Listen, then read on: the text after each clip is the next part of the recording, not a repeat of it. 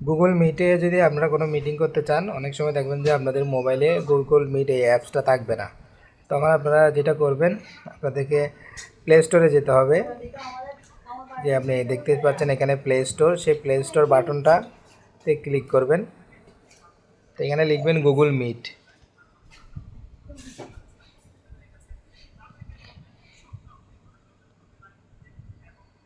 তো Google meet লেখার পরে আপনি সার্চ দিবেন। সার্চ দিলে যদি আপনার কাছে এটা ইনস্টল করা থাকে, সেক্ষেত্রে এরকম যে ওপেন লেখা দেখতেছেন সেরকম ওপেন লেখা থাকবে।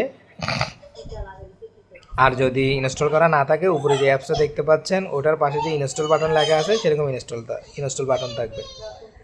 তো এখন লিঙ্ক জেনারেট করার জন্য আমাদের যেটা করতে হবে, এই যে মিট লেখা যে অ্যাপসটা আছে সেই অ্যাপসের উপর আমরা ক্লিক করব। ক্লিক করলেই দেখবেন যে নিচের দিকে নিউ কল নামে একটা বাটন আছে, যে নিউ কল, এটাতে ক্লিক দেবেন। ক্লিক দিলেই আপনি এখানে তিনটা অপশন দেখবেন, create link, schedule, group call.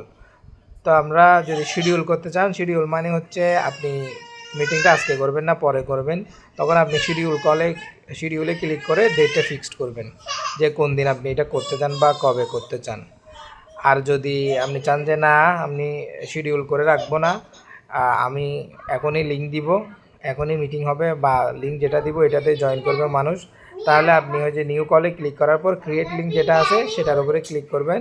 সেটার উপরে ক্লিক করলে এই যে লিঙ্ক ক্রিয়েট হয়ে গেল। এবার লিঙ্কটা আপনি কপি করে যাদেরকে মিটিংয়ে জয়েন করাতে চাচ্ছেন তাদেরকে দিয়ে দিবেন।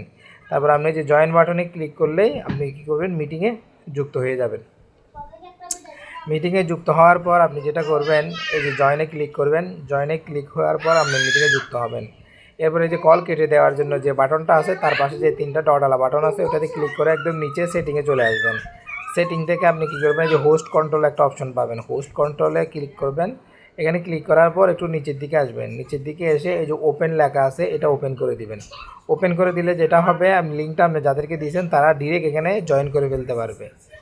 তাদেরকে আর আলাদা করে অ্যাপ্রুভ করতে হবে না। আর কাউকে যদি আপনি স্ক্রিন শেয়ারের অনুমতি দিতে চান, তারপরে চ্যাটের অনুমতি দিতে চান, সেই জন্য আপনি এখানে যে হোস্ট ম্যানেজমেন্ট আছে সেই হোস্ট ম্যানেজমেন্ট বাটনটা আপনি অন করে দিতে পারবেন।